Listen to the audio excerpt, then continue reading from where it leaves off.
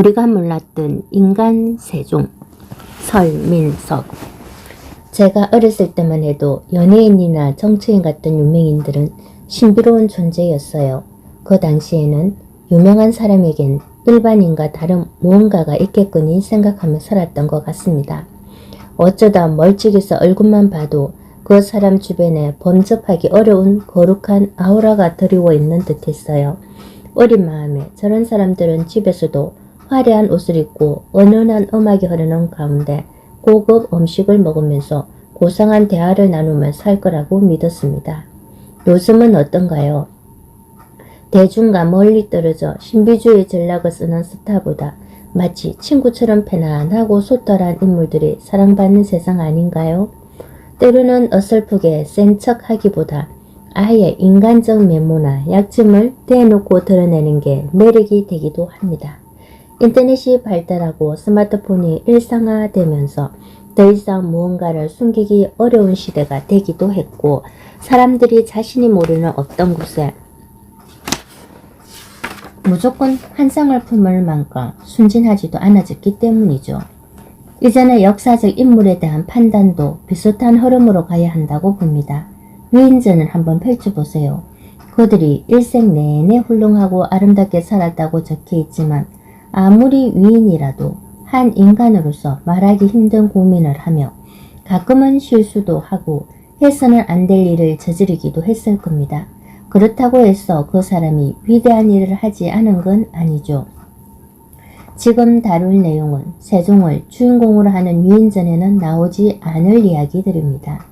분명한 역사적 사실이지만 세종을 험결 없는 완벽한 위인으로 치켜 세우고자 하는 사람의 입장에서는 감추고 싶은 내용일 수도 있고요.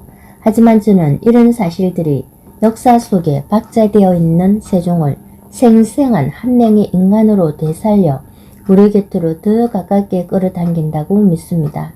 역사를 더 재미있게 이해하는 하나의 방식이기도 하고요. 세종은 보통 학문적인 능력이 뛰어나고 글 공부를 좋아했던 사람으로 표현되는데요. 운동은 그리 좋아하지 않았습니다. 그런 까닭에 몸이 비대했던 것으로 전해져요. 아마도 세종은 광화문에 있는 동상이나 책에 실린 그림으로 보는 모습보다는 훨씬 풍채가 좋은 분이었을 겁니다.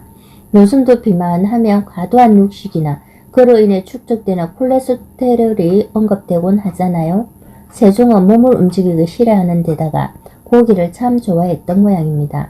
그냥 좋아하는 정도가 아니라 고기가 없으면 병이 나고 기력이 떨어질 정도였다고 하니까요. 그럼 지금부터 역사 속에 기록된 세종의 고기 사랑을 짚어보기로 하죠. 고기를 사랑한 육식남 세종. 혹시 아시나요? 온라인상으로 조선 왕조실록을 찾아볼 수 있는 조선 왕조실록 홈페이지에서 고기 혹은 옛날 고기 반찬을 뜻하던 육선이란 단어를 검색해보면 세종실록에서 검색되는 양이 압도적으로 많다는 사실을요. 세부적인 내용들을 살펴보면 우선 선왕인 정종, 조선 제2대왕 태종의 둘째 형으로 재임 2년 후 보위를 태종 이방원에게 양위하고 상왕으로 물러났다. 이 사망한 후 고기를 안 먹는 세종을 보고 아버지 태종이 감동했다는 기록이 있어요. 평소에 고기를 얼마나 좋아했던지 예를 갖춘다고 고기를 마다했다는 사실만으로도 아버지에게 감동을 주었다는 얘기죠. 주상이 젊었을 때부터 고기가 아니면 밥을 먹지 못하였으니 이제 초상을 당하여 소찬, 고기나 생선을 들이지 않은 반찬 한 지가 이미 오래되었으니 내가 어찌 어여삐 보지 않겠는가. 세종실록 9권 2년 8월 29일 세 번째 기사.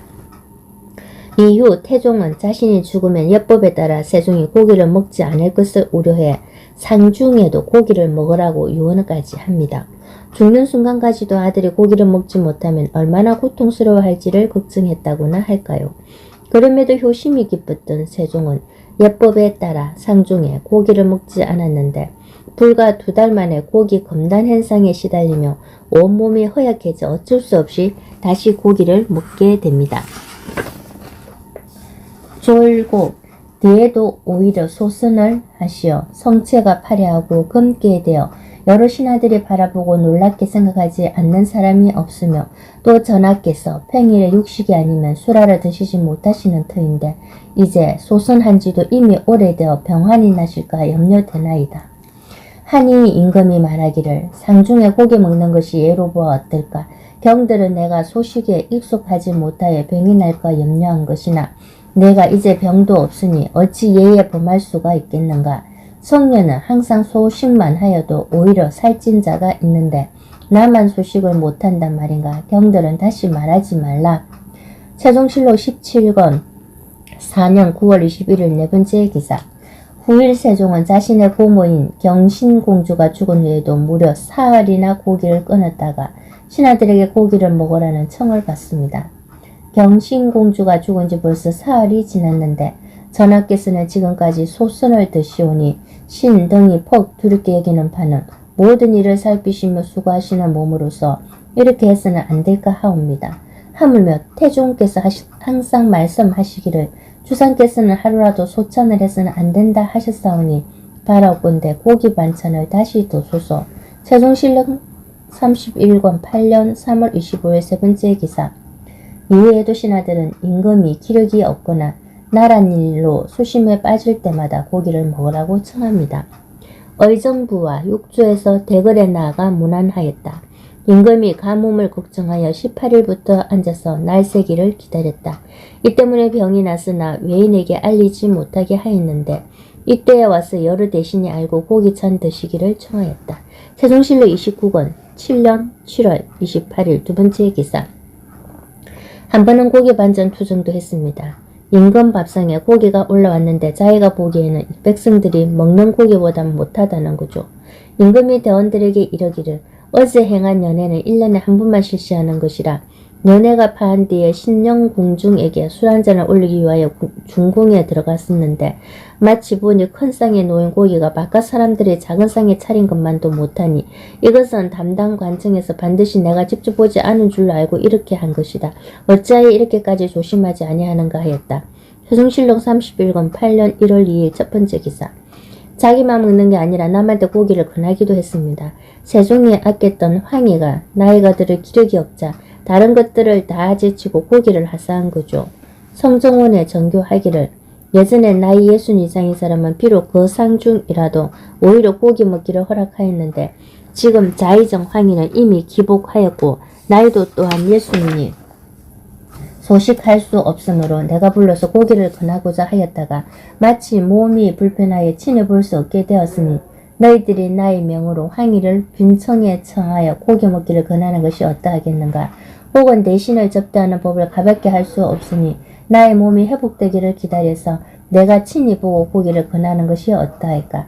세종실록 38권 9년 11월 27일 두 번째 기사. 이쯤 되면 세종의 고기는 얼마나 고기를 좋아했는지 알고도 남을 일이죠. 만약 세종대왕이 지금 살아계셨다면 당장 고깃집으로 모셔가 삼겹살을 소주 한 적 곁들여 드렸을 텐데요. 하여튼 이 못 말리는 고기 사랑 덕분에 세종은 청년 때부터 당뇨나 심근경색 같은 각종 성인병에 시달렸다고 하나 어쩌하겠습니까? 고기를 안 먹으면 도리어 병이 났다고 하니까요. 이런 일화를 접하면서 세종이 고기가 없으면 못 사는 사람이었다는 사실 자체도 재밌었지만 고기라는 음식을 통해 아들을 걱정하는 태종의 마음이라든지 왕을 아끼는 신하의 마음 또 신하를 아끼는 왕의 마음 같은 것이 느껴져 한편으로 훈훈했답니다. 또 다른 한편으로는 조선 왕조를 통틀어 가장 훌륭한 성군으로 평가받는 세종이 건강관리에 조금만 더 힘썼다면 얼마나 더 눈부신 발전이 있었을까 하는 생각에 아쉽기도 하고요. 뼛속까지 육식남, 우리가 몰랐던 남자 중에 남자 세종. 우리는 보통 세종대왕 하면 찬란한 학문적 업적들로 인해 매우 고고한 선비 같은 인상을 품게 되는데요. 혹시 아십니까? 세종은 영토학장이나 수복에 있어서도 매우 가감하고 적극적인 그야말로 남자 중에 남자였습니다. 고기를 좋아했던 힘이 바로 이런 데서 표출되는 걸까요?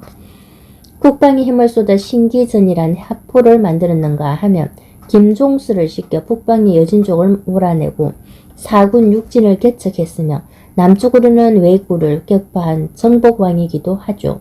세종은 조선의 임금들 중 영토를 넓힌 유일한 왕이었습니다.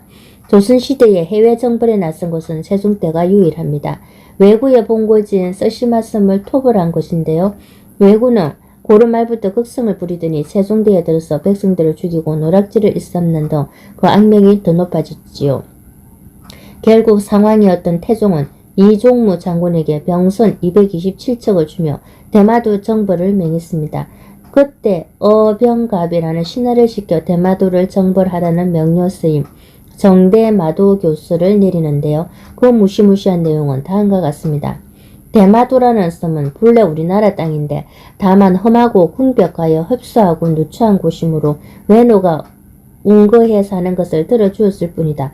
그런데 이에 감히 개처럼 도둑질하고 쥐처럼 훔치는 흉계를 품어서 경인년 이후로부터 병경에서 방자하게 날뛰기 시작하여 우리 군민을 살해하고 우리 백성의 부형을 잡아가고 가옥을 불태운 탓에 고아와 가부들이 바닷섬 속에서 울고 헤매지 않는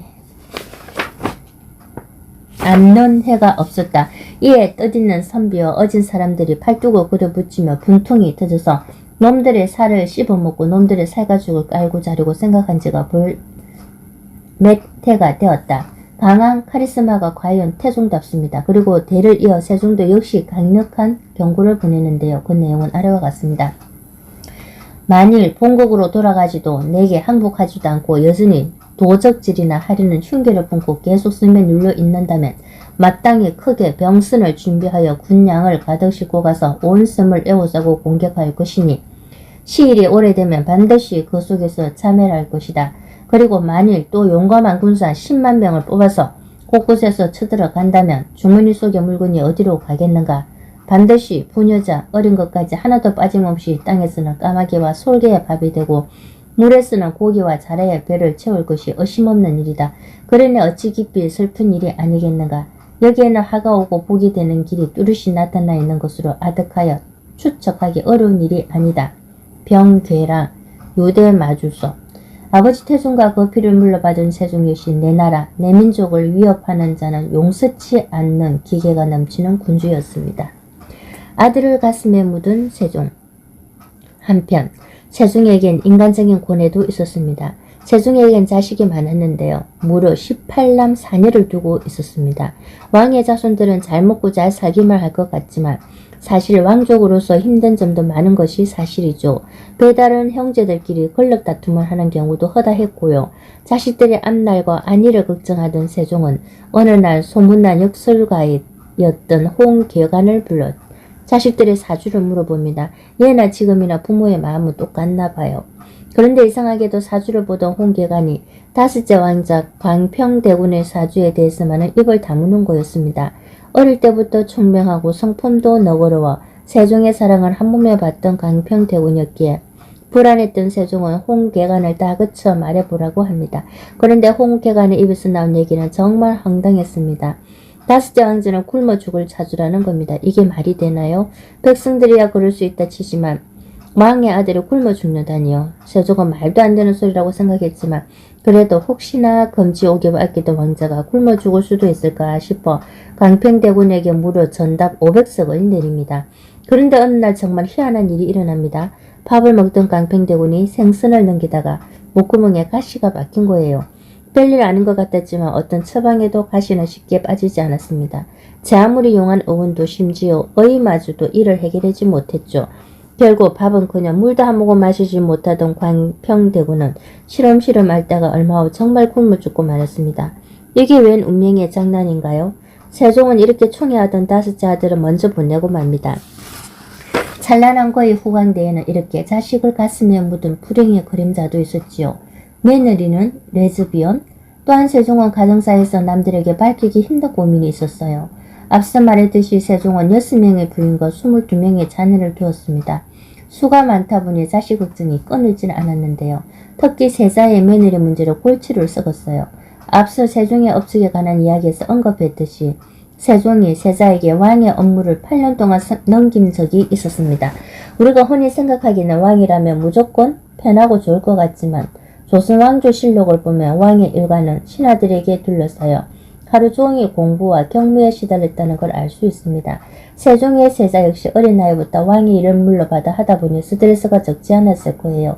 이 세자가 세종이 죽은 후 왕이 된 문종인데요. 세자 때 겪었던 힘든 일들의 영향인지 문종은 즉위한 지 2년 6개월 만에 죽고 맙니다. 특히 문종은 세자 때부터 부부관계에 문제가 있었어요. 처음 정실로 들어온 이가 휘빈 김씨라는 여인이었습니다. 문종은 부인이 마음에 들지 않았는지 첫수에 거의 들지 않았습니다. 당연히 자식도 없었고요. 혼인을 했을 때 문종의 나이가 너무 어려 성에 대한 관념이 없었기 때문이라는 분석도 있는데요. 나중에 나이가 들었어도 문종은 자기 부인보다는 궁녀들과 관계를 맺는데 열중합니다. 이에 위기감을 느낀 부인이 압성술이라는 민간 비법을 어디서 듣고는 문종이 자주 찾는 궁녀의 신발을 훔쳐 태우고 거제로 문종에게 모기를 했어요. 그러면 남편의 마음이 자신에게 돌아오리라 믿은 거죠. 그런데 이 계획이 발각되어 휘빈 김씨는 그만 쫓겨나고 맙니다. 그래서 두 번째로 간택된 세자빈이 순빈 봉씨였어요. 안타깝게도 문종은 두 번째 아내 역시 마음에 들지 않아 했고 후궁인 양훈 권씨와의 사이에서 아이를 갖습니다. 순빈 봉씨는 질투심이 아주 강해 양훈 권씨를 불러다 매질을 하는가 하면 본인이 임신을 했다며 거짓말까지 서슴지 않았다고 해요. 이에 시어머니인 중전에게 불러가 혼나기도 하고요. 처음부터 별로 정이 가지 않았는데 이런저런 소동까지 일으키자 문종은 더욱 세자빈을 멀리합니다. 이 와중에 순빈 봉씨가 벌인 엽기적인 사건이 그 유명한 조선시대 동승의 사건이에요. 조선시대 궁녀들이 서로 동승의 행위를 하는 것을 대식이라 불렀는데요. 원래 대식이란 궁박 출입이 자유롭지 못한 궁녀를 보러 가족들이 매내 오는 걸 칭하는 말이었습니다. 궁녀에게는 휴가가 없었기에 가족을 만날 수 있는 유일한 방법은 가족들이 궁으로 오는 거였고 궁궐에서는 이렇게 찾아온 가족이나 지인이 궁녀의 처소에서 함께 밥을 먹을 수 있게 배려했습니다.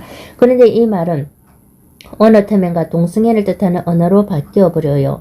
언제부턴가 조선 궁궐에서는 성언을 입지 못하면 평생 남자와 관계할 일이 없는 궁녀들이 외부인을 끌어들여 동성관계를 갖는 일이 벌어지기 시작했습니다. 그러면서 원래는 가족이나 지인을 데려오는 일을 뜻하는 대식이 동성애 상대를 데려온다는 말로 변질된 거죠. 혼자 방을 쓰는 게 가능했던 상궁들을 중심으로 대식 행위가 있었습니다. 외로움에 하루하루를 보내던 순빈 봉씨는 견디다 못해 소상이라는 궁녀를 불러 대식 행위를 하기에 이릅니다. 이에 그치지 않고 단지라는 궁녀가 소상과부터 관계하는 걸 구경까지 합니다. 그러다가 이 모든 사실을 들통난 난리가 났죠.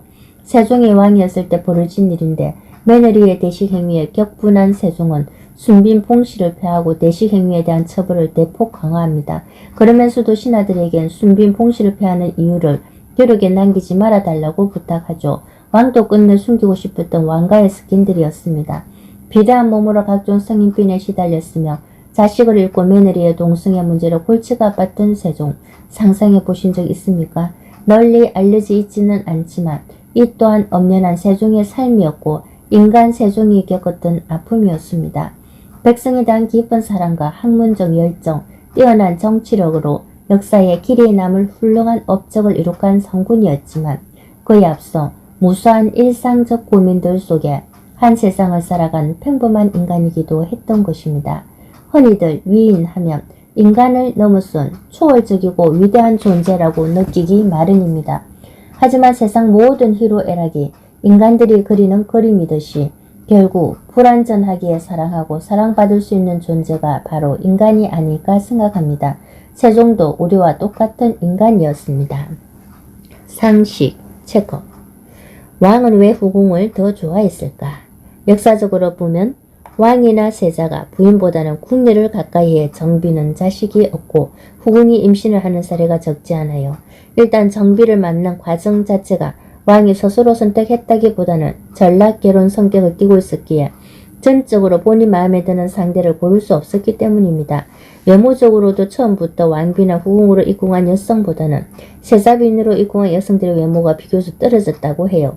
물론 개인적인 취향의 차이가 존재하겠지만 일반적으로 후궁이 가장 예쁘고 그 다음이 왕비, 마지막으로 세자빈이었다는 거죠. 그 이유는 무엇일까요?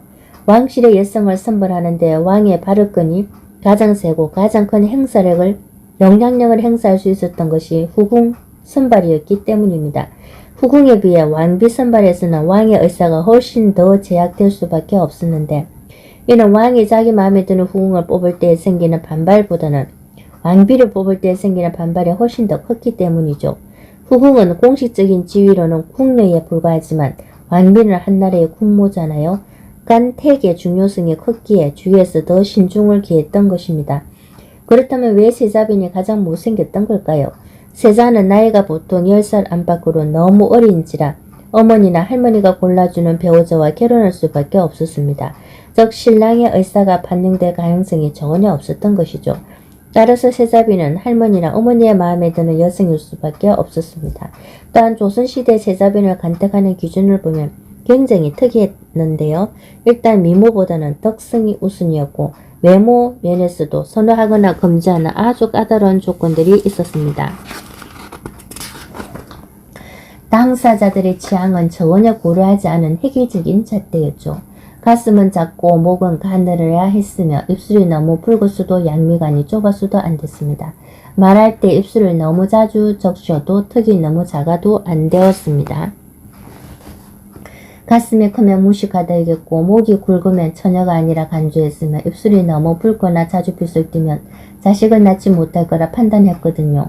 또한 양미간이 좁으면 온기가 강한 생녀, 말할 때 입술을 자주 적시면 욕구 불만으로 보았습니다. 대신에 주걱턱은 착한 심성을 지녔다고 여겼죠. 그리고 특이하게도 밥 먹는 모습을 관찰한 후 물에 말아 먹으면 1순위 신부감으로 꼽았습니다. 물에 말아 남기지 않고 깨끗이 다 먹는 것이 금수한 습관이라고 봤기 때문이죠.